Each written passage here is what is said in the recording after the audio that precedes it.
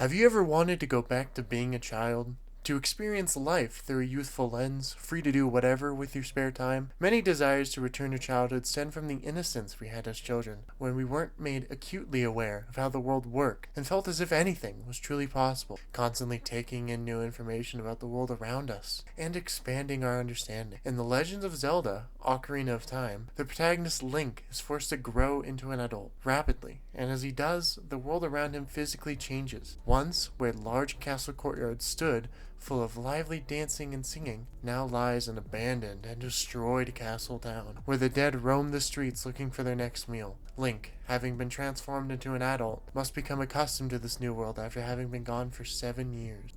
Link's journey parallels a lot of young adults' very own. His childhood is whimsical, almost perfect. Danger is present, yes, but it's never treated as if it were a world-ending event. As Link intends to meet with Zelda, there's a sneaking mission where he travels throughout the courtyard to reach her. The tone is a bit silly, as this child can perfectly evade the sights of these full-grown adults to get to Zelda. But even then, when he reaches her, Zelda gives him a fantastical, whimsical explanation of the Triforce, explaining how it grants the wishes of whoever has it, and Ganondorf, how if he were to get a hold of the Triforce, it could spell doom for Hyrule. Fortunately, they hid the Triforce within the Temple of Time, where it cannot be opened unless someone were to gather all 3 spiritual stones and place them in front of the altar. Link can then grab the Master Sword and strike down Ganondorf, preventing him from acquiring the Triforce. To add further, after the conversation ends and Zelda hands Link a letter permitting access to Death Mountain, Impa appears suddenly, and after teaching Link a royal family song that will be useful later, takes him outside of the castle, pointing him towards his next objective before teleporting away in a literal flash. This is a prime example of how everything appears to be as a child, where nothing is taken too seriously. There are stakes, such as Ganondorf and his eventual acquirement of the Triforce, but the world is meant to be cartoony, one where magical creatures roam around, and fantastical songs that change aspects about the world, such as opening doors or summoning blocks. Giant fucking blue blocks that show up for no reason. I don't know who put them there. Whatever. Then you unlock the Door of Time to get the Master Sword. Lifting it up from its pedestal, you're plunged into darkness, waking up in this unknown area. You're talked to by this old man named Rauru.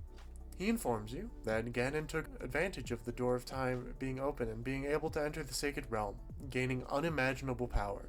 If all that wasn't bad enough, Rauru reveals to you that the wielder of the Master Sword could not be a child. So you've been resting in this realm for 7 years, aged into a young adult. Your childhood essentially stripped from you. Everyone you once knew was either dead or doesn't remember you. This, to me, is a very relatable aspect of many young adults, feeling as if their childhood was almost just taken from them, everyone having moved on and gone their own separate paths in life. It's an unfortunate feeling Link has to accept, not even getting the opportunity to say goodbye to all his loved ones. Once he leaves the Sacred Realm and returns to the world of Hyrule, the world has been warped by Ganon's 7-year reign. Link's childhood village, the Kokiri Forest, is infested with monsters, leaving the Kokiri children cowering inside their homes, scared to leave in fear of the monsters outside. In Death Mountain, giant rolling boulders descend the mountain, providing a hazard for anyone trying to make their way up there. Zora River, now frozen over, traps all the Zora underneath the thick ice sheets. The world has become more hostile now, with everything proving to be a threat. Now, I'm not trying to say that once you become 20 years old, a giant bear will come out and attempt to maul you to death, but more so to just point towards how your view of the world changes when you age. Where once was hope and awe in the future, maybe now myself, and I'm sure many others, are more pessimistic now, seeing a lot of the things that are going on in the political or climate landscape, and viewing everything in a much more negative light. Now, this could, and probably, just means I need to see a therapist, but I do tend to believe the developers in Nintendo had this idea in their head when they were working on the game. That they wanted to represent that feeling of seeing places in a different light as you did before. Another element to add is how the dungeons feel as an adult versus a child. As a child, there are 3 main dungeons you go to. One being inside the Great Deku Tree. You're inside this giant, seemingly husk of a tree. It feels very comical, like something a kid would imagine a dungeon takes place in. Logistically, the environment doesn't make much sense either. as there's doors and traps inside of this tree.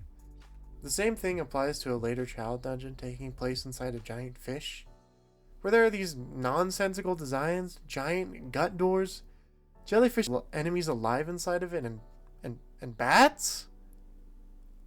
Contrast this to the Forest Temple, the first dungeon, as an adult.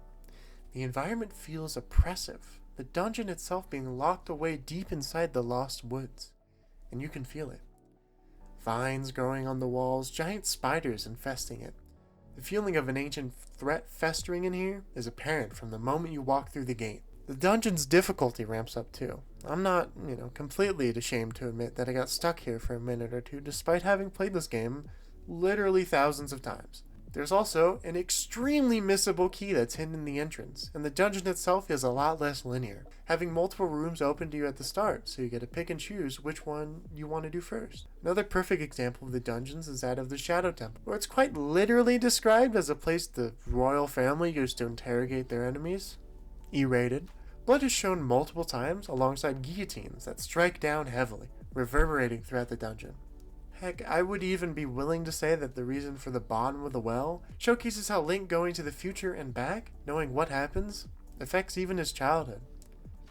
This place is hidden, as the name implies, underneath the well in Kakariko Village. This place is oppressive, with the more intimidating enemies taking place here, such as Gibdos, Dead Hands, and fucking bats! I definitely think we need to call someone. I mean, the people of Kakariko should not be drinking the water in any way if there's rotting corpses in the well. The reason I think Link, having been an adult, applies to this is that children tend to miss cues, or don't notice things that we notice now as adults. The bottom of the well is just that. I mean, we wouldn't have any reason to go down there normally, and we need to now. And our eyes have opened on how truly messed up Kakariko was and is. And why is there fucking bats?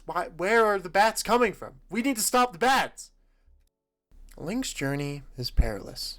From, world-ending threat to another world-ending threat. And he dares to stand up to all the horrors in his life.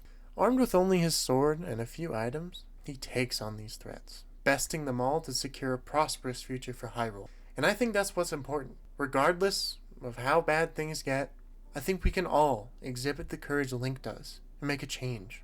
Regardless of how things may seem, we can all conquer our foes. And regardless of the fucking